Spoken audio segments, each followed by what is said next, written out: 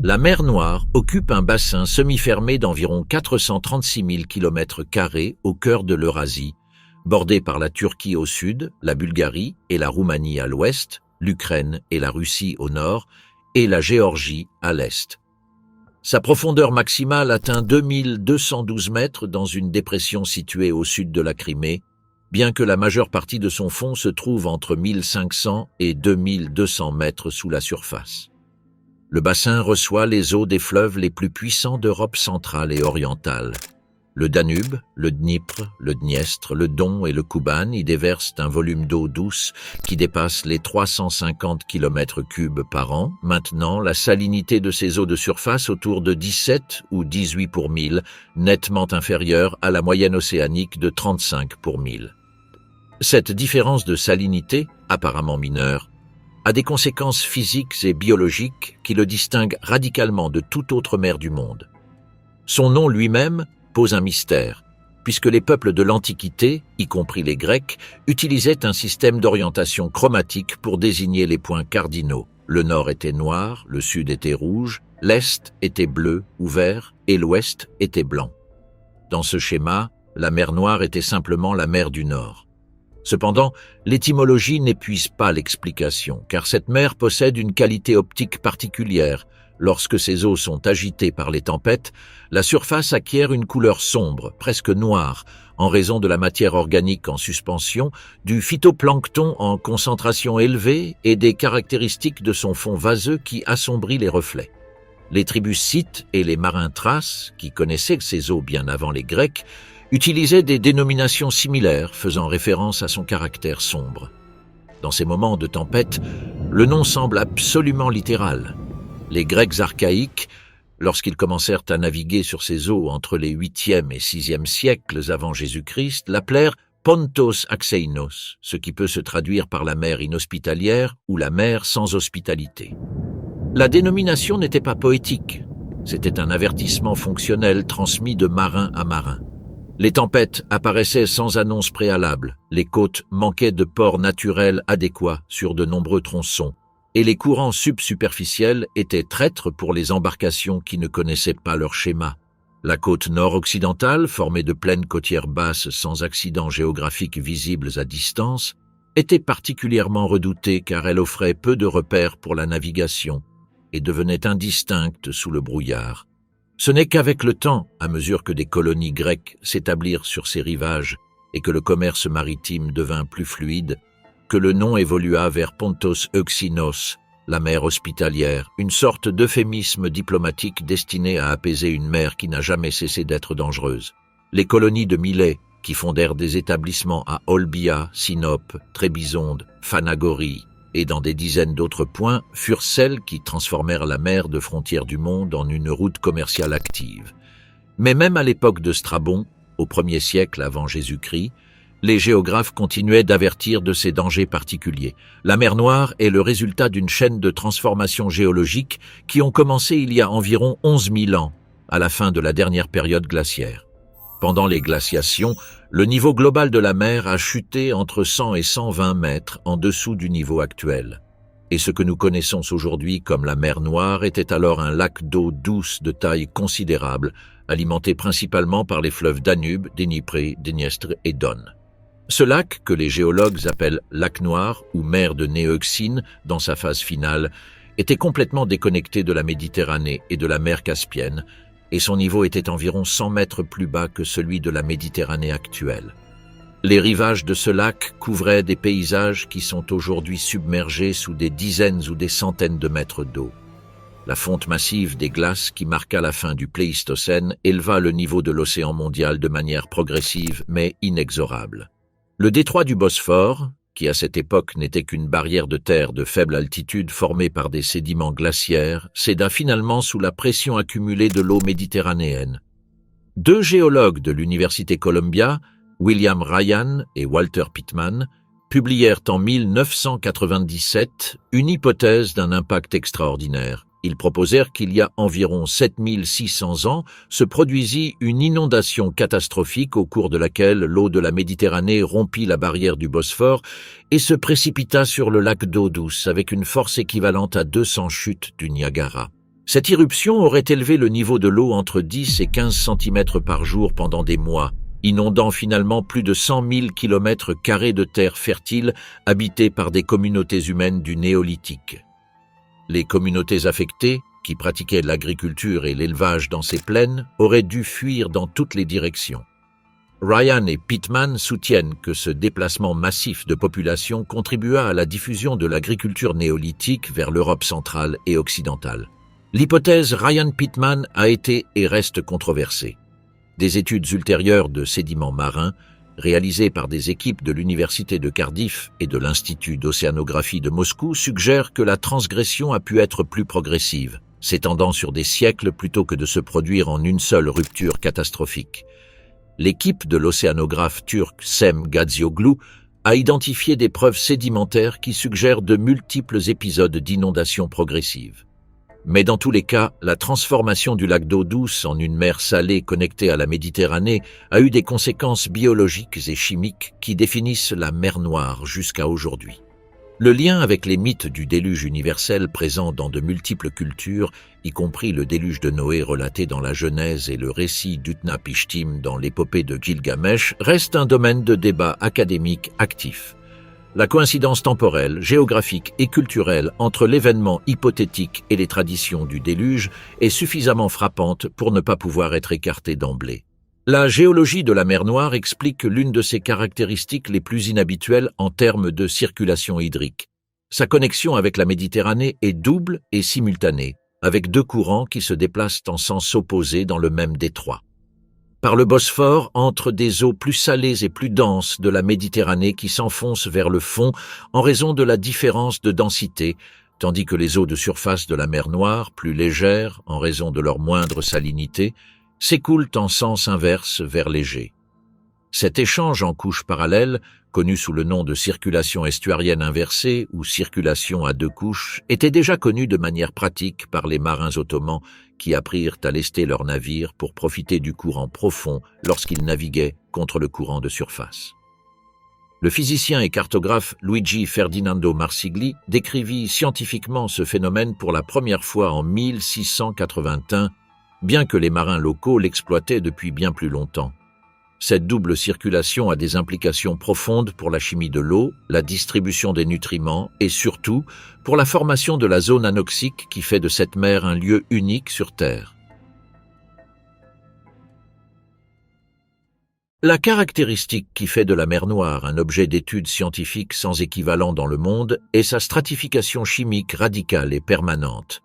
Contrairement aux océans et à la plupart des mers, dans lesquelles l'oxygène est distribué jusqu'aux couches les plus profondes grâce à des courants de mélange vertical, la mer Noire est divisée en deux mondes complètement distincts qui interagissent à peine entre eux. Cette séparation n'est ni saisonnière ni temporaire. C'est une condition permanente installée depuis des milliers d'années et qui a des conséquences sur tout ce qui se passe dans cette mer. La couche supérieure, qui atteint environ 150 à 200 mètres de profondeur selon la zone et la période de l'année, est relativement oxygénée et abrite une vie marine conventionnelle. Poissons, phytoplancton, zooplancton, méduses, céphalopodes et mammifères marins.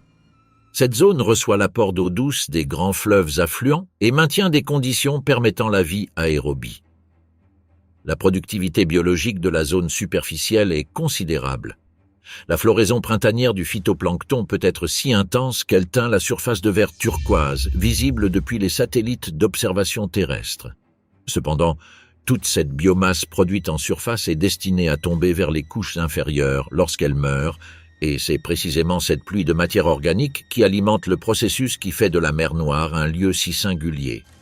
En dessous de 150 à 200 mètres, existe une frontière chimique appelée chimiocline ou pycnocline, une transition extraordinairement abrupte où la densité de l'eau change de manière drastique en quelques mètres seulement. Franchir cette frontière vers le bas équivaut à passer d'un monde oxygéné à un monde saturé de poison. À partir de cette profondeur commence la zone anoxique, complètement dépourvue d'oxygène libre, qui s'étend jusqu'au fond même de la mer et occupe environ 90% du volume total de la mer Noire. Au lieu d'oxygène, l'eau profonde est saturée de sulfure d'hydrogène, le même composé qui produit l'odeur des œufs pourris et qui, à des concentrations élevées, provoque la perte de conscience, l'arrêt respiratoire et la mort en quelques secondes. Le sulfure d'hydrogène est produit par des bactéries anaérobies sulfato-réductrices qui décomposent la matière organique tombée de la zone superficielle. En l'absence d'oxygène, ces bactéries utilisent le sulfate dissous dans l'eau comme accepteur d'électrons dans leur métabolisme, libérant du sulfure comme produit de déchets. La concentration de sulfure d'hydrogène dans les couches les plus profondes peut atteindre 10 à 13 ml par litre, une quantité qui fait de l'eau profonde de la mer Noire l'un des environnements les plus toxiques de la surface terrestre. Le résultat est une décomposition incomplète de la matière organique. Les cadavres d'organismes et les structures de bois ou d'os qui atteignent le fond ne se désintègrent pas complètement, mais restent préservés dans des couches de sédiments anoxiques avec une fidélité qui n'a pas d'équivalent dans des environnements aérobies. Cette capacité de conservation du fond anoxique a des implications archéologiques de première importance, comme cela sera développé dans des sections ultérieures, mais pose également des questions scientifiques fondamentales. Chaque année, des tonnes de carbone organique se déposent au fond de la mer Noire sans être complètement minéralisées. Ce carbone s'accumule dans les sédiments sous forme de matière organique préservée, enregistrant l'histoire environnementale de la mer avec une précision que les scientifiques utilisent pour reconstruire les conditions climatiques des derniers milliers d'années. Les carottes sédimentaires extraites du fond de la mer Noire sont, pour cette raison, parmi les archives paléoclimatiques les plus précieuses disponibles actuellement. L'anoxie de la mer Noire n'est ni statique ni invariable. Des études récentes montrent que la chimiocline est en train de remonter vers la surface à un rythme d'environ 0,5 à 1 mètre par an dans certaines zones, ce qui est attribué à la combinaison de l'eutrophisation provoquée par l'apport de nutriments agricoles et au réchauffement des eaux de surface produit par le changement climatique. Si cette tendance se poursuit, la zone oxygénée disponible pour la vie aérobie se réduira progressivement, avec des conséquences graves pour les pêcheries et les écosystèmes de la région. La mer Noire fonctionne en ce sens comme un indicateur sensible des changements environnementaux globaux. Ce qui arrive à sa chimiocline reflète l'état de santé de l'ensemble du système terrestre. Le Bosphore est l'un des passages maritimes les plus techniquement exigeants du monde. Avec à peine 31 km de longueur et une largeur minimale de 700 mètres à son point le plus étroit, le détroit concentre dans un espace minuscule une combinaison de courants opposés, de vents canalisés par la topographie côtière et une courbure prononcée de 12 virages qui obligent les navires à manœuvrer en permanence.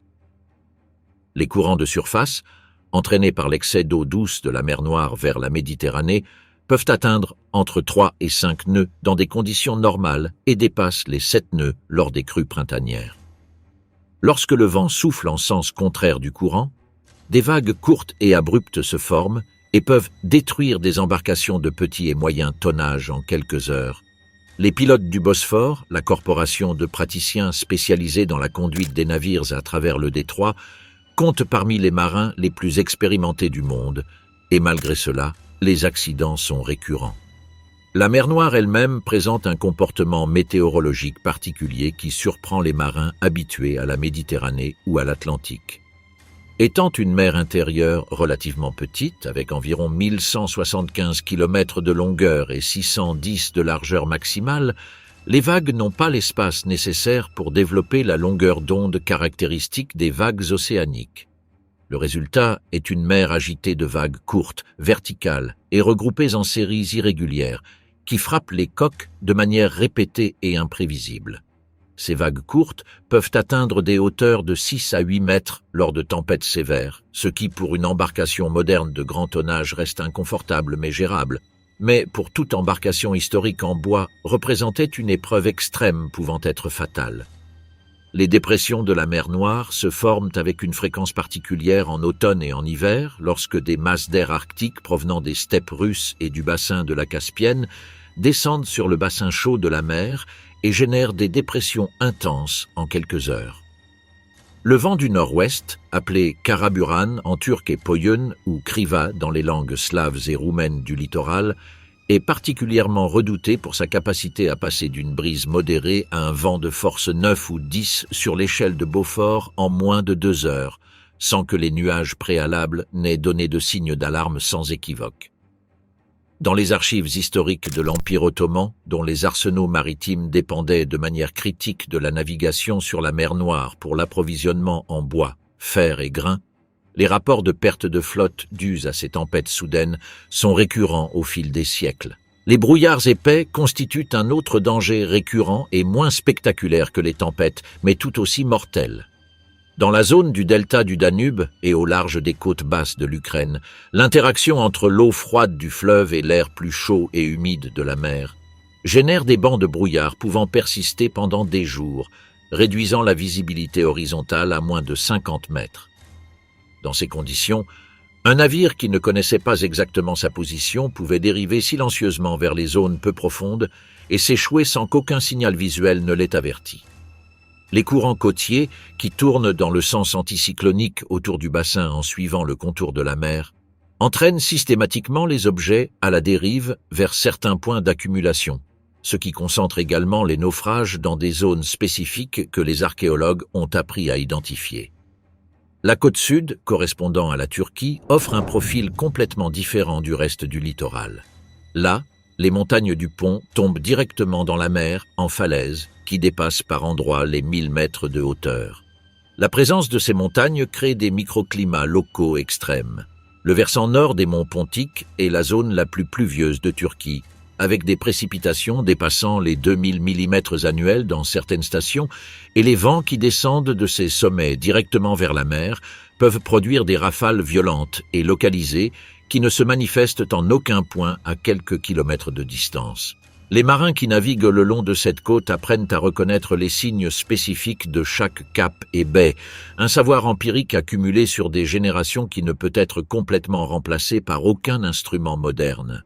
Les archives historiques de naufrages causés directement par les conditions météorologiques de la mer Noire sont nombreuses et couvrent toutes les époques. En 1343, une flotte génoise composée de plusieurs navires chargés de marchandises de Kaffa fut surprise par une tempête au large des côtes bulgares et perdit la majeure partie de ses embarcations. En 1787, une tempête détruisit une grande partie de la flotte de transport russe qui tentait d'approvisionner l'armée du prince Potemkin pendant la guerre contre l'Empire ottoman, retardant la campagne de plusieurs mois. En novembre 1854, pendant la guerre de Crimée, une tempête dévastatrice coula 14 navires alliés ancrés au large de Balaklava, dont le cargo britannique HMS Prince, qui transportait une cargaison d'uniformes d'hiver pour les troupes françaises et britanniques assiégeant Sébastopol. La perte de cette cargaison hivernale contribua directement à la souffrance des soldats durant l'hiver le plus rude de la campagne. Le naufrage du prince prit une dimension légendaire car on disait qu'il transportait également un coffre-fort contenant les soldes de l'armée alliée en pièces d'or, ce qui déclencha des décennies d'expéditions de recherche de la part de chasseurs de trésors de toute l'Europe. La combinaison de routes commerciales intenses pendant des millénaires, d'une climatologie hostile et de fonds bien conservés par l'anoxie fait de la mer Noire le plus grand cimetière de navires du monde en termes de préservation archéologique. On estime que ces fonds abritent entre 40 000 et 70 000 embarcations couvrant une période allant de l'Antiquité jusqu'au XXe siècle et qu'une proportion significative d'entre elles est conservée dans un état sans équivalent documenté dans aucune autre mer de la planète. La raison en est déjà décrite. En dessous de 150 à 200 mètres, les organismes xylophages et les micro-organismes aérobies qui dégradent le bois et les tissus organiques ne peuvent survivre. Un navire qui coule dans la zone anoxique se retrouve scellé dans un environnement de conservation presque parfaite. L'épave la plus ancienne connue de la mer Noire a été découverte en 2018 par l'équipe du Black Sea Map. Le navire, identifié comme une embarcation de commerce grec d'environ 23 mètres de long, repose à environ 2000 mètres de profondeur au large des côtes bulgares, avec la quille, les mâts, le gouvernail et une grande partie de la coque en position et dans un état remarquable. La datation au radiocarbone d'échantillons de bois de la coque a donné un âge d'environ 2400 ans, situant son naufrage autour du 4e ou 5e siècle avant Jésus-Christ. La morphologie du navire présente des similitudes extraordinaires avec les représentations d'embarcations grecques figurant sur la céramique attique de la même période, confirmant que le design connu uniquement à travers l'art était entièrement réel. Ces amphores restaient en position de chargement dans la cale et les objets de pont demeuraient à l'endroit où l'équipage les avait laissés avant que le navire ne sombre. En l'an 2000, l'équipe dirigée par Robert Ballard, le même océanographe qui a découvert les restes du Titanic dans l'Atlantique, a réalisé une exploration systématique des fonds de la mer Noire au large de Sinope, l'ancienne colonie grecque sur la côte turque. Au cours de ces expéditions, plus de 40 navires de différentes époques ont été localisés et documentés dans un état de conservation relativement bon, beaucoup d'entre eux avec leur cargaison d'amphores encore disposées dans la cale. L'expédition a également identifié, à faible profondeur au large de la côte, une série de structures submergées que Ballard a initialement interprétées comme les restes d'une structure ancienne, ravivant le débat sur les établissements néolithiques submergés. Bien que l'interprétation la plus ambitieuse de ces découvertes n'ait pas été universellement acceptée, la richesse archéologique de la zone de Sinope ne faisait aucun doute. La période byzantine a laissé une empreinte particulière dans les fonds de la mer Noire. Byzance dépendait des importations de céréales, de poissons salés, de bois et d'esclaves provenant des côtes du Nord pour nourrir sa capitale, Constantinople. Une ville qui, à son apogée, comptait entre 400 000 et 600 000 habitants. Cette dépendance logistique a généré un trafic maritime d'un volume énorme pendant plus de 1000 ans et avec lui un nombre proportionnel de naufrages. Les épaves byzantines trouvées dans la mer Noire présentent des caractéristiques de construction distinctes des modèles grecs et romains, avec un clouage en fer au lieu de l'assemblage à tenons et mortaises utilisé dans l'Antiquité, et avec des formes de coques plus arrondies adaptées au transport massif de céréales et d'autres produits en vrac. La Seconde Guerre mondiale a ajouté à l'inventaire une couche de destruction à l'échelle industrielle. Entre 1941 et 1944, la mer Noire fut un théâtre d'opérations navales de haute intensité impliquant la flotte soviétique de la mer Noire, la marine allemande, la marine roumaine, des unités italiennes et des contingents bulgares. Durant cette période, des croiseurs, des destroyers, des sous-marins, des cargos, des pétroliers et des centaines de petites embarcations ont été coulés. Le croiseur soviétique Chervona Ukraina fut coulé le 13 novembre 1941 dans le port de Sébastopol par l'aviation allemande. Le destroyer soviétique Tashkent, le navire le plus rapide de la flotte, fut endommagé jusqu'à être mis hors de combat en juillet 1942 et le croiseur Molotov survécut à une attaque à la torpille qui lui arracha une partie de la poupe. Du côté allemand, le sous-marin U-24 et 5 autres sous-marins de la classe Type 2 furent transférés par voie terrestre et fluviale de la mer du Nord vers la mer Noire en 1942, opérant depuis des ports roumains. La plupart de ces épaves de guerre contiennent des munitions actives, du carburant diesel et, dans certains cas documentés, des cargaisons d'armes chimiques qui représentent un risque environnemental d'une gestion extrêmement complexe. Une épave qui mérite une mention pour sa signification historique est celle du pétrolier soviétique Iosif Staline, coulé le 4 novembre 1941 lors de l'évacuation de Sébastopol. Le navire transportait à bord plus de 4000 soldats blessés, des civils évacués et du personnel militaire, en plus de sa cargaison habituelle. Un champ de mines soviétique placé pour protéger le port détruisit son propre navire alors qu'il tentait de quitter le port dans l'obscurité. Plus de 3000 personnes périrent. Le naufrage fut passé sous silence par la censure soviétique pendant des décennies et ne fut documenté publiquement qu'à partir des années 1990. Les épaves de la Seconde Guerre mondiale dans la mer Noire représentent, dans leur ensemble, l'un des plus grands inventaires de vestiges militaires sous-marins au monde, et leur exploration et leur gestion posent des dilemmes éthiques, juridiques et environnementaux qui n'ont pas été entièrement résolus. La mer Noire fut pendant des millénaires l'une des artères commerciales les plus actives du monde connu, et chaque génération qui commerça sur ses eaux laissa au fond, à travers les naufrages inévitables, une partie de sa richesse. Les routes qui reliaient la Grèce aux colonies du Pont, Rome au Caucase, Byzance aux steppes d'Asie centrale et les marchés génois et vénitiens à la Crimée transportaient des marchandises de très grande valeur. Or et argent travaillé, ivoire, site, soie de la route de la soie, épices orientales, ambre baltique, peau d'animaux des steppes, esclaves des cultures nomades et les énormes cargaisons de blé qui alimentaient les villes de la Méditerranée.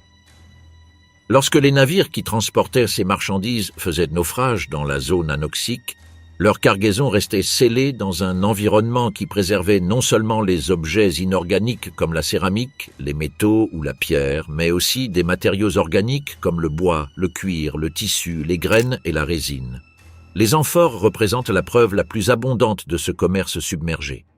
Des milliers d'amphores grecques, romaines et byzantines ont été identifiées dans les fonds de la mer Noire, et un pourcentage d'entre elles contient leurs cargaisons originales partiellement intactes. Huile d'olive solidifiée en résine sombre, résine de pin utilisée comme conservateur, graines de raisin, figues déshydratées, poissons salés, et dans certains cas, pigments minéraux et parfums. La valeur archéologique de ces objets dépasse infiniment leur valeur monétaire intrinsèque, mais les chasseurs de trésors clandestins ont pillé un nombre indéterminé d'épaves en utilisant des équipements de plongée et des véhicules sous-marins non enregistrés, vidant la cale et détruisant la stratigraphie du site avant que les archéologues puissent y accéder. Les autorités bulgares ont poursuivi au cours des 20 dernières années des dizaines de cas de pillage archéologique sous-marin, mais l'ampleur réelle du pillage est inconnue. Les colonies grecques du pont Euxin ont accumulé pendant des siècles des objets d'art et d'orfèvrerie de première qualité. Les rois du Bosphore cimérien, la dynastie spartocide qui gouverna Panticapée, l'actuelle Kertch pendant plus de 3 siècles, sont connus pour les tombes princières excavées sur terre, qui ont fourni certains des meilleurs exemples d'orfèvrerie grecque et gréco-site au monde, incluant des pièces aujourd'hui conservées à l'Ermitage de Saint-Pétersbourg. Mais ce qui fut découvert sur Terre au cours des siècles de fouilles n'est vraisemblablement qu'une fraction de ce qui fut transporté par mer et fit naufrage.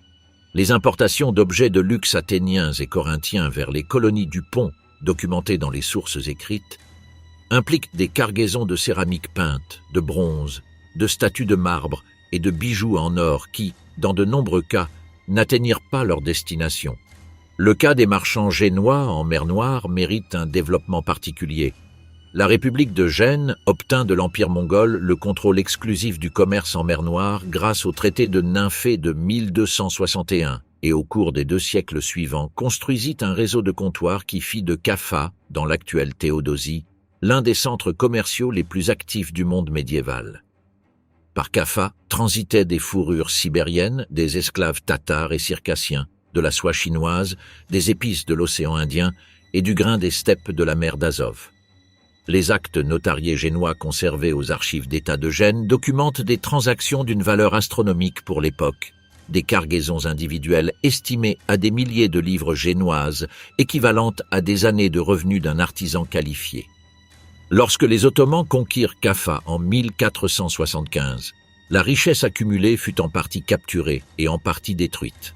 Les navires qui tentèrent de fuir chargés des actifs les plus transportables, y compris des pièces d'or, des bijoux et des objets de valeur, furent poursuivis par la flotte ottomane, et ceux qui ne furent pas capturés dans le Bosphore durent affronter les tempêtes d'automne avec des cargaisons excessives et des équipages décimés.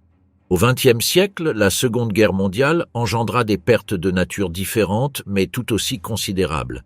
Les banques centrales des pays occupés ou menacés par l'avancée allemande tentèrent d'évacuer leurs réserves d'or et de devises par voie maritime lorsque les ports terrestres furent coupés.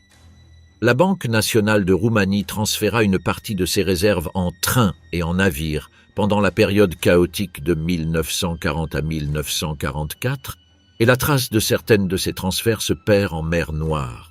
L'Union soviétique, pour sa part, évacua une partie des actifs industriels et culturels d'Odessa et de Sébastopol pendant les sièges de 1941 et 1942, et tous les navires transportant ces cargaisons n'atteignirent pas leur destination. La somme de ce qui fut perdu lors de ces évacuations, entre machines industrielles, œuvres d'art, archives et métaux précieux, est impossible à calculer avec précision, mais l'ampleur des opérations d'évacuation documentées suggère que le fond de la mer Noire conserve encore des actifs d'une valeur historique et matérielle extraordinaire. Le Black Sea Maritime Archaeology Project, connu sous le nom de Black Sea Map, est le programme d'exploration sous-marine le plus ambitieux jamais réalisé dans cette mer et l'un des plus importants au monde dans son domaine. lancé en 2015 avec un financement provenant d'une combinaison d'institutions académiques et du parrainage de l'explorateur et philanthrope Victor Vescovo, le projet a travaillé de manière systématique dans les eaux de la mer Noire avec des équipements de dernière génération, des véhicules téléopérés capables d'atteindre 2000 mètres de profondeur, un sonar à balayage latéral de haute résolution, de la photogrammétrie sous-marine tridimensionnelle et des systèmes de positionnement acoustique d'une précision centimétrique. Le projet opère sous la direction scientifique du Centre d'archéologie maritime de l'Université de Southampton, avec la participation d'institutions bulgares, turques et d'autres pays riverains. Sa méthodologie combine des campagnes de cartographie extensive avec des immersions ciblées de véhicules sous-marins afin de documenter en détail les épaves identifiées. Lors de ses premières campagnes, entre 2015 et 2018, l'équipe a localisé et catalogué plus de 60 épaves dans les eaux bulgares de la mer Noire, couvrant un arc chronologique allant de l'Antiquité grecque à la période de la Seconde Guerre mondiale. Parmi ces épaves figurent des embarcations de typologie romaine, médiévale et ottomane, dont beaucoup présentent des cargaisons visibles et des structures de coques parfaitement reconnaissables. La découverte la plus emblématique du projet, le navire grec vieux de 2400 ans découvert à 2000 mètres de profondeur, fut présenté au monde en octobre 2018. Les images de l'épave, captées par les caméras haute définition des véhicules sous-marins, montraient un navire dont le bois semblait avoir été travaillé quelques années auparavant. Avec la coque complète, le mât tombé mais présent dans son intégralité, le gouvernail en place, les élingues du gréement encore visibles et les détails de la construction clairement identifiables. La rareté d'un tel niveau de conservation pour un navire en bois vieux de 24 siècles n'a aucun précédent documenté. Pour l'équipe du Black Sea Map, la découverte confirma que le fond anoxique de la mer Noire est une archive archéologique d'une valeur incalculable et pratiquement inexplorée. Le projet ne se limite pas aux épaves de navires, il étudie également les paléopaysages du fond marin. Dans les zones de plateau continental submergé, à des profondeurs comprises entre 30 et 120 mètres, l'équipe a identifié au sonar et à l'aide de caméras ce qui semble être d'anciens lits de rivières, des lignes de côtes submergées, des indices de végétation fossilisée et, en certains points spécifiques, des structures qui pourraient correspondre à une activité humaine datant de la période où la mer Noire était encore un lac d'eau douce. L'équipe a extrait des échantillons de sédiments de certaines de ces zones contenant du bois, du charbon et du matériel organique d'origine potentiellement anthropique, bien que l'interprétation définitive de ces preuves nécessite des analyses plus détaillées. Si l'hypothèse se confirme, nous serions en présence de restes d'établissements néolithiques submergés il y a plus de 7000 ans, préservés par la même anoxie qui conserve les navires. L'une des contributions méthodologiques les plus importantes du Black Sea Map est le développement de techniques de documentation non invasives adaptées aux conditions spécifiques du fond anoxique. Étant donné que les conditions de conservation sont exceptionnelles, les responsables du projet ont adopté le principe de non-extraction comme règle générale. Les objets ne sont pas retirés du fond, sauf dans des cas très spécifiques avec justification scientifique claire et selon des protocoles de conservation rigoureux. En revanche, la documentation photogrammétrique tridimensionnelle permet de créer des modèles numériques des navires avec une précision millimétrique, offrant un enregistrement complet de la géométrie, des matériaux visibles et de l'état de conservation de chaque épave sans altérer l'environnement. Cette approche, qui combine l'éthique de la conservation avec les possibilités technologiques du XXIe siècle, est adoptée comme modèle par des projets d'archéologie sous-marine en Méditerranée, en mer Rouge et dans le Pacifique. Parmi tous les naufrages de la mer Noire, il en est un qui se distingue non par son ancienneté ni par la valeur de sa cargaison, mais par l'horreur de ce qu'il transportait à bord et par la chaîne de responsabilité humaine qui conduisit le navire à sa destination finale. Le Struma était un vapeur fluvial roumain de 74 mètres de longueur, construit en 1867 sous le nom d'Esperos et initialement conçu pour la navigation sur le fleuve Danube, totalement inadapté à la navigation maritime hauturière, En décembre 1941, alors que la Roumanie était un État satellite du Troisième Reich sous le régime du maréchal Ion Antonescu et que les massacres antisémites de l'été de cette année-là avaient fait des dizaines de milliers de victimes dans le pays, le navire quitta le port de Constanta avec 769 passagers à bord. Tous des juifs roumains qui payèrent à des agents sionistes des sommes considérables pour obtenir une place à bord, avec la Palestine comme destination déclarée. L'état du navire était déplorable dès le départ. La propulsion à vapeur fonctionnait de manière intermittente, la chaudière avait des fuites, il n'y avait pas suffisamment d'eau potable pour les passagers, les installations sanitaires étaient totalement insuffisantes pour près de 800 personnes et la structure de la coque présentait des signes évidents d'abandon. Le Struma mit plus d'une semaine à parcourir la distance entre Constanta et le Bosphore, un trajet qui, dans des conditions normales, ne devrait pas dépasser 2 jours. À son arrivée dans les eaux du Bosphore à la mi-décembre, les autorités turques n'autorisèrent ni le débarquement des passagers ni l'entrée du navire dans les installations portuaires d'Istanbul. Le Struma resta ancré à l'entrée du détroit, à la vue de la ville. Pendant 71 jours, les 769 passagers restèrent entassés à bord dans des conditions que les survivants décrivirent comme inhumaines. Le froid de janvier et février 1942 frappait un navire qui ne disposait pas d'un chauffage adéquat. La pénurie de nourriture s'aggrava au fil des semaines. Plusieurs personnes moururent de maladies pendant la période d'attente. L'Agence juive en Palestine, les organisations sionistes d'Europe et d'Amérique, ainsi que des citoyens et des journalistes de plusieurs pays firent pression sur les autorités britanniques qui contrôlaient l'accès à la Palestine sous le mandat, afin qu'elles accordent des certificats d'immigration aux passagers du Struma. La réponse fut systématiquement négative. Le livre blanc de 1939, qui limitait drastiquement l'immigration juive en Palestine afin de ne pas aggraver les tensions avec la population arabe, restait en vigueur et les fonctionnaires du mandat soutenaient, avec des arguments qui, dans le contexte de 1942, apparaissent d'une frivolité dévastatrice, qu'ils ne pouvaient exclure la possibilité que parmi les réfugiés se trouvent des agents allemands. Le 23 février 1942, les autorités turques, qui ne voulaient pas maintenir indéfiniment le navire dans leurs eaux et qui agissaient sous pression diplomatique britannique pour ne pas faciliter l'émigration juive vers la Palestine, envoyèrent des remorqueurs qui tirèrent le Struma, avec son moteur inopérant et sans provision supplémentaire, hors du Bosphore et le laissèrent à la dérive en mer Noire à quelques kilomètres des côtes turques. À l'aube du 24 février, à 8 heures heure locale, une explosion déchira la coque du navire. Le Struma coula en moins de 10 minutes. Une seule personne survécut, David Stoliar, un jeune homme de 19 ans qui fut retrouvé flottant parmi les débris des heures plus tard. Les 768 autres passagers, dont 103 enfants, moururent noyés ou d'hypothermie dans les eaux glacées de la mer Noire. L'auteur du torpillage resta incertain pendant des décennies. Les enquêtes des années 1990, qui comprirent l'accès à des archives militaires soviétiques partiellement déclassifiées, désignent le sous-marin SC-213 de la flotte soviétique de la mer Noire comme responsable. L'hypothèse la mieux documentée est que le commandant soviétique identifia le Struma comme un navire de ravitaillement ou de transport ennemi dans une zone de guerre active et l'attaqua en suivant les protocoles de la guerre sous-marine. La Turquie n'a jamais reconnu officiellement sa responsabilité dans le processus ayant conduit au naufrage, bien que le rôle des autorités turques dans le fait de laisser le navire à la dérive sans moteur ni provisions soit sans équivoque dans la documentation disponible. Le gouvernement britannique n'a pas non plus reconnu formellement la responsabilité de sa politique d'immigration.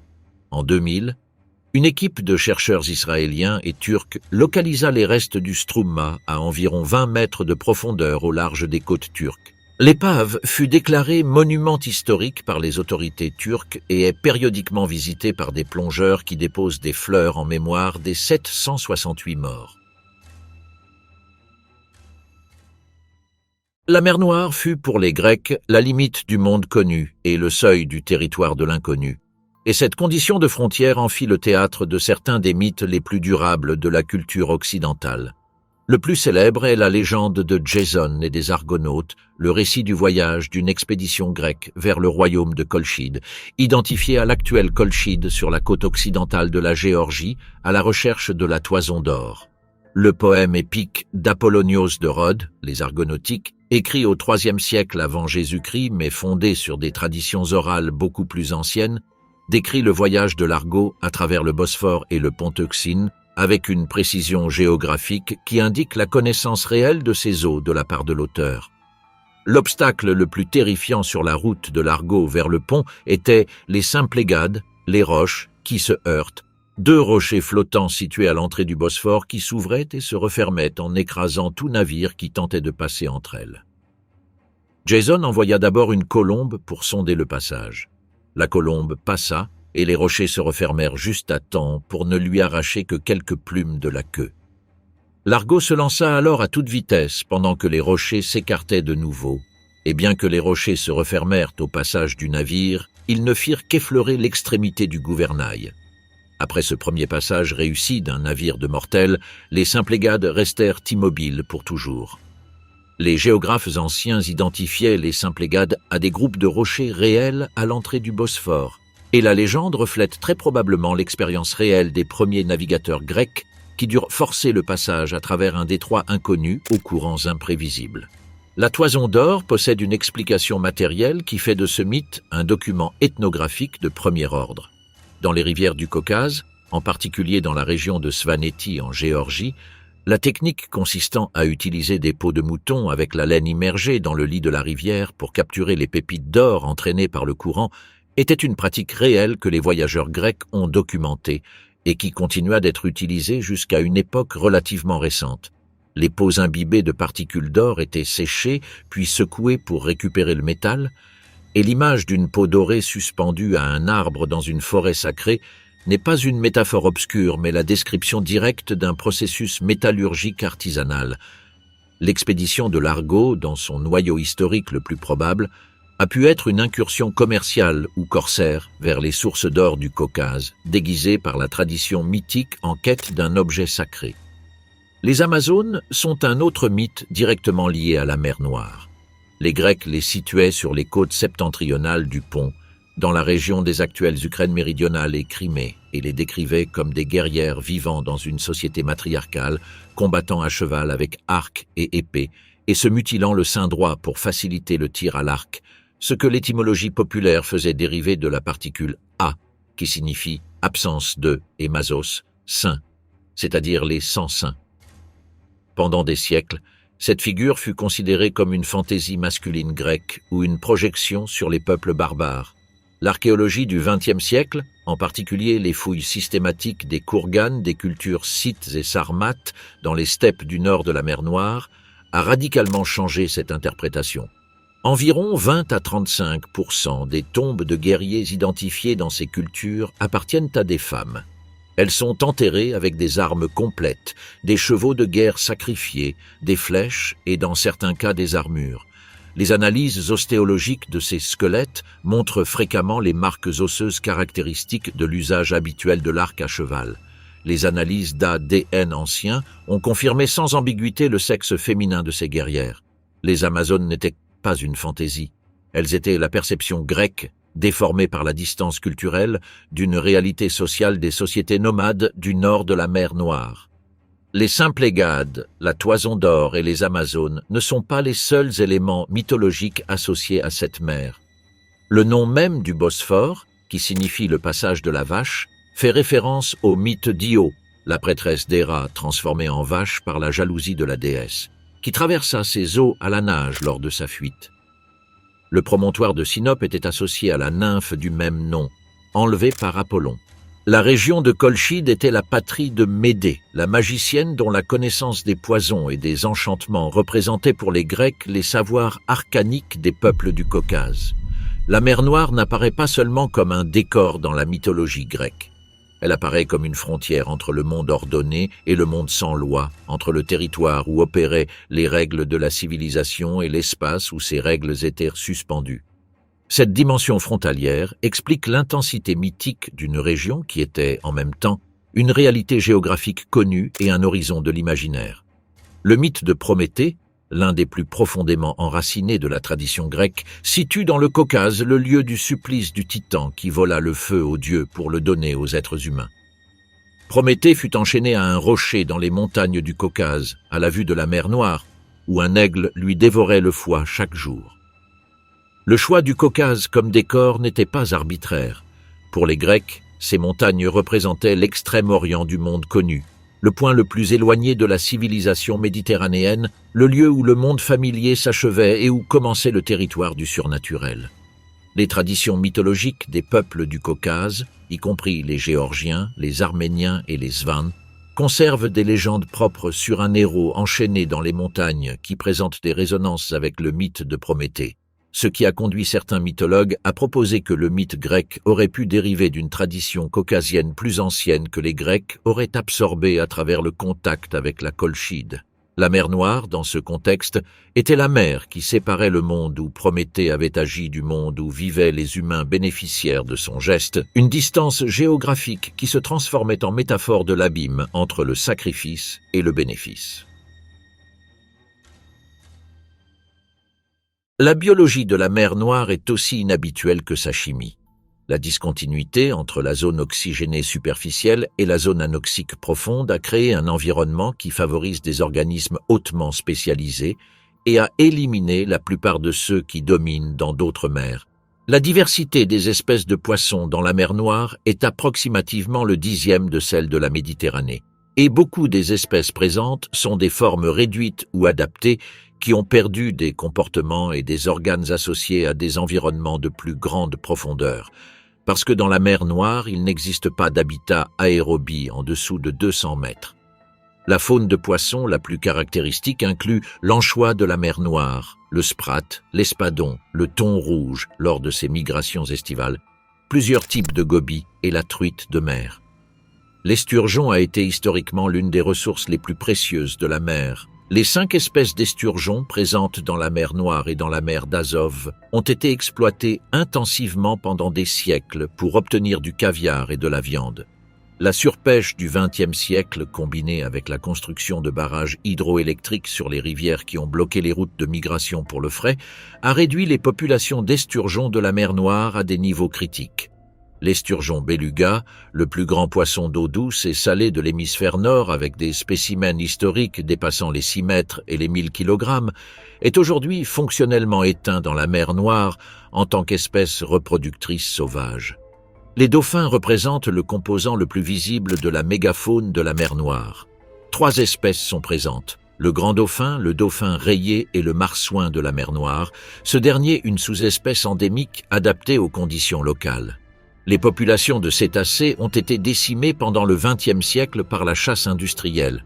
L'Union soviétique, la Turquie et la Bulgarie ont exploité des flottes de chasse de dauphins dont la production cumulée est estimée à plus d'1 million d'individus entre 1930 et 1970, destinés à la production d'huile industrielle et de farine de poisson. Les interdictions de chasse établies à partir des années 70 ont permis une récupération partielle. Mais les populations actuelles sont une petite fraction des populations historiques. La pollution chimique, le bruit des moteurs des navires et les filets de pêche accidentels continuent de provoquer une mortalité significative. L'invasion biologique du cténophore Mnemiopsis leidii est l'un des désastres écologiques les plus étudiés et documentés de l'histoire récente. Cet organisme translucide et gélatineux, originaire des côtes atlantiques de l'Amérique du Nord et centrale, est arrivé dans la mer Noire à la fin des années 1980 dans l'eau de ballast des navires cargo. En l'absence de ses prédateurs naturels, il s'est reproduit à des vitesses extraordinaires. Le Mnemiopsis peut se reproduire à la fois sexuellement et par fission, atteint la maturité reproductive en quelques semaines et, dans des conditions favorables, peut doubler sa biomasse en quelques jours. Son régime inclut le zooplancton, les œufs de poisson et les larves d'anchois, et l'efficacité avec laquelle il consomme ses ressources a été suffisante pour faire s'effondrer les pêcheries commerciales d'anchois de la mer Noire en à peine 3 ans. Les estimations de biomasse de Mnemiopsis dans la mer Noire au début des années 90, estimées à des centaines de millions de tonnes, sont parmi les valeurs les plus élevées de biomasse d'un seul taxon jamais enregistré dans aucun écosystème marin. À l'interface entre la zone oxygénée et la zone anoxique existe une communauté de micro-organismes d'un intérêt exceptionnel.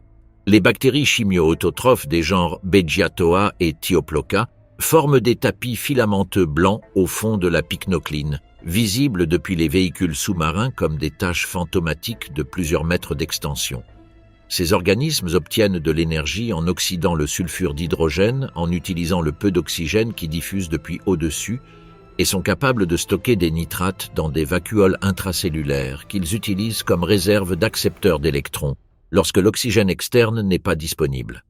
Leur étude a profondément informé la compréhension des cycles biogéochimiques du soufre et de l'azote et leur pertinence pour l'astrobiologie est notable. Les océans d'Europe, la Lune de Jupiter ou d'Encelade, la Lune de Saturne, pourraient abriter des conditions similaires à celles de l'interface anoxique de la mer Noire et les micro-organismes qui prospèrent dans cet environnement sont les meilleurs modèles terrestres disponibles pour prédire quelle forme de vie pourrait exister dans ces mondes lointains. La mer Noire est également un espace de tension géopolitique persistante. Ses eaux baignent les côtes de 6 pays aux intérêts fréquemment opposés: la Turquie, la Bulgarie, la Roumanie, l'Ukraine, la Russie et la Géorgie. Le contrôle de cette mer a été disputé pendant des siècles par les grands empires de la région, depuis l'Empire ottoman et l'Empire russe, qui se sont affrontés dans les guerres russo-turques des XVIIIe et XIXe siècles, jusqu'aux puissances européennes qui ont lutté pour l'influence dans la zone pendant la guerre de Crimée de 1853 à 1856 et les conflits des 2 guerres mondiales. Au XXIe siècle, la mer Noire reste un espace de compétition stratégique active entre la Russie, l'OTAN et les États riverains qui aspirent à l'intégration euro-atlantique. La Convention de Montreux de 1936 est l'instrument juridique qui régule le transit des navires militaires à travers le Bosphore et les Dardanelles. En vertu de cette convention, les navires de guerre de pays non riverains de la mer Noire peuvent entrer dans la mer seulement avec des restrictions de tonnage, pas plus de 30 000 tonnes au total simultanément, et de durée de séjour, maximum 21 jours. Cette limitation transforme de facto la mer Noire en une zone navale dominée par les puissances riveraines, en particulier par la Russie, qui maintient la base de la flotte de la mer Noire à Sébastopol.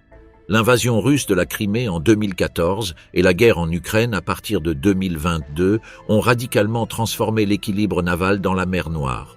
L'Ukraine a perdu l'accès à ses principales bases navales en Crimée, et le détroit de Kertch, qui relie la mer Noire à la mer d'Azov, est passé sous contrôle russe. La guerre a également apporté à la mer Noire un type de conflit naval sans précédent moderne: drones maritimes non habités, missiles antinavires de longue portée et opérations de minage extensif qui font directement référence aux dangers historiques de la mer, mais avec une technologie du XXIe siècle. La pollution de la mer Noire a atteint son point le plus critique dans les décennies de 1970 et 1980.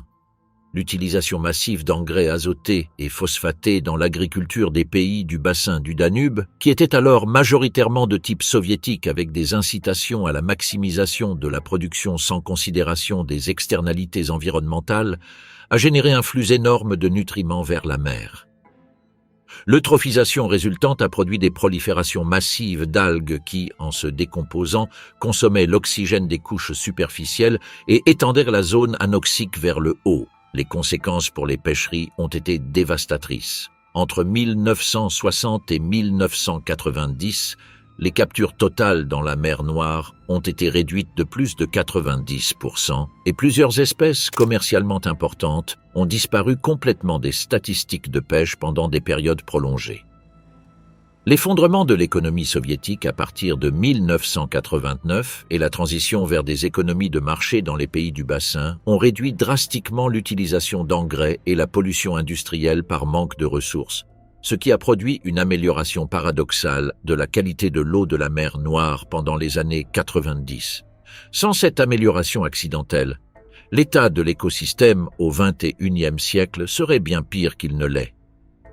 Avec la reprise économique et l'intensification agricole ultérieure, les niveaux de pollution ont de nouveau augmenté.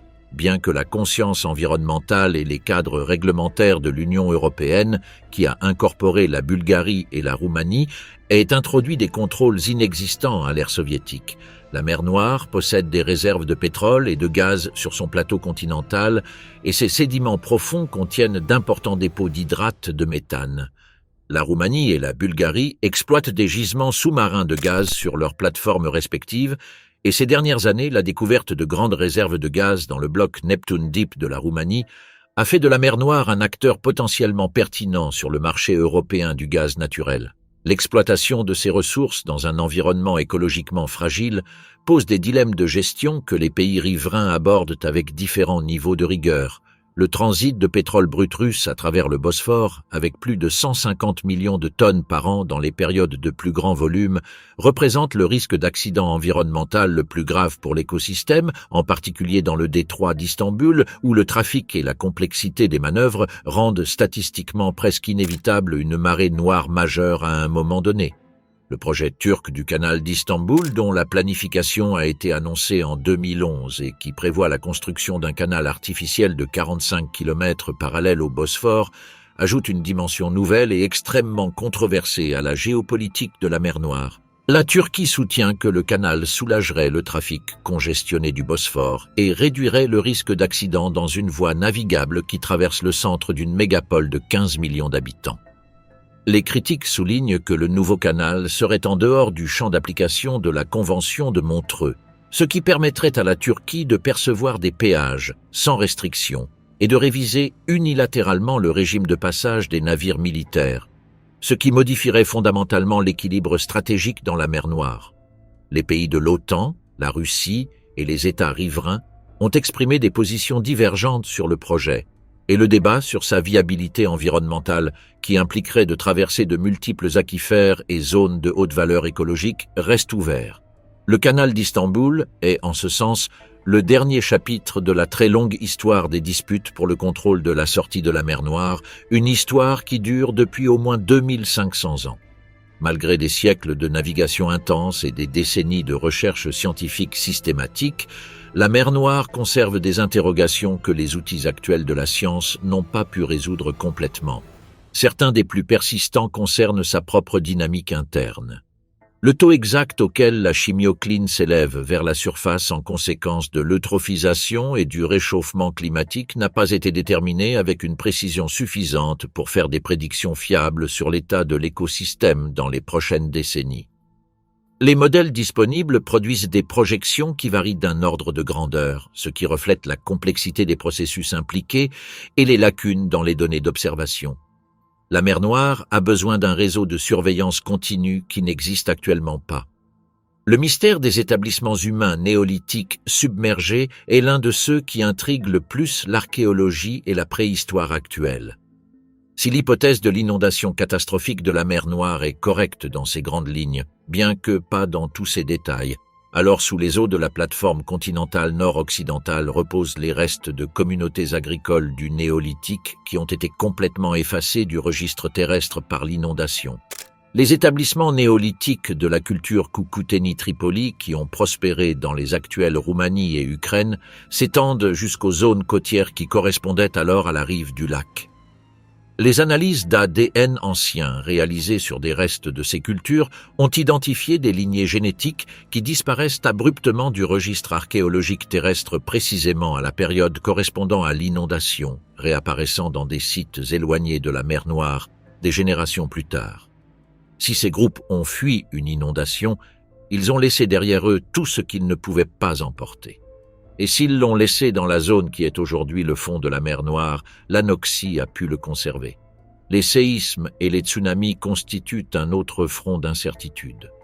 Le tremblement de terre de 1927, qui a secoué la Crimée avec une magnitude de 6,8, a été ressenti sur tout le littoral de la mer Noire et a généré une petite vague de tsunami qui a atteint les côtes de la Roumanie et de la Bulgarie. Les modèles géophysiques actuels identifient plusieurs failles actives au fond de la mer Noire dont la capacité à générer des tsunamis n'a pas été bien caractérisée. Dans une mer aussi fermée, un tsunami généré au centre du bassin pourrait atteindre toutes les côtes en moins de 2 heures, et les villes côtières de la région, y compris Constanta, Varna, Sochi et Trébizonde, manquent généralement de plans d'évacuation spécifiquement conçus pour ce scénario. Le registre sédimentaire des tsunamis dans la mer Noire est encore incomplet, et on ne sait pas avec certitude si des événements de plus grande magnitude se sont produits à des périodes historiques. Les flammes de méthane qui émergent dans certaines zones du fond de la mer Noire sont un phénomène bien documenté, mais pas complètement compris.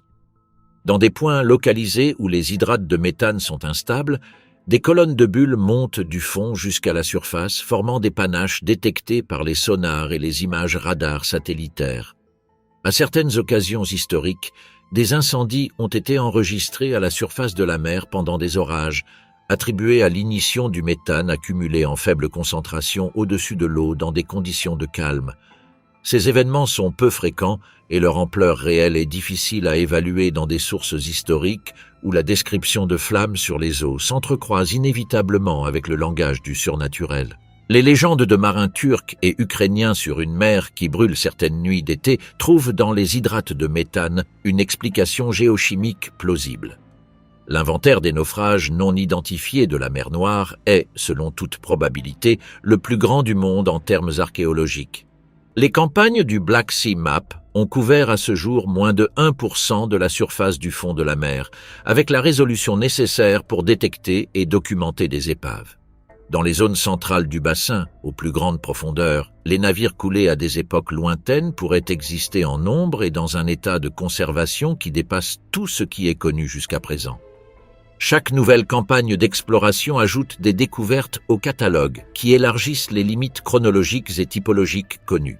Lors des expéditions de 2016, l'équipe a documenté en une seule journée plus de 20 épaves non cataloguées auparavant dans un corridor d'exploration de quelques kilomètres de longueur.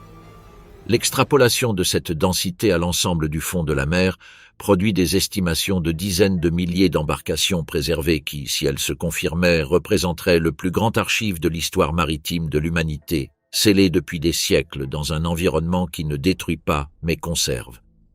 La mer Noire conserve également le registre biogéochimique des derniers millénaires dans ses sédiments laminés. Chaque année de sédimentation est préservée comme une couche identifiable, et la lecture de ces couches permet de reconstruire les conditions climatiques, les événements de ruissellement fluvial, les grandes éruptions volcaniques et les changements dans la composition de l'écosystème avec une résolution temporelle que peu d'archives naturelles peuvent égaler. Les carottes sédimentaires extraites du fond de la mer Noire ont permis d'identifier avec précision la date de la dernière grande éruption du volcan Santorin, de reconstruire les variations de la circulation atmosphérique sur l'Europe orientale pendant l'Holocène et de calibrer les modèles du cycle du carbone avec des données empiriques à haute résolution. En ce sens, la mer Noire n'est pas seulement un dépôt de ce que les êtres humains ont perdu dans ses eaux. C'est aussi une bibliothèque géologique qui enregistre l'histoire du système climatique terrestre avec une fidélité et une intégrité qu'aucun autre environnement comparable de la planète ne peut offrir.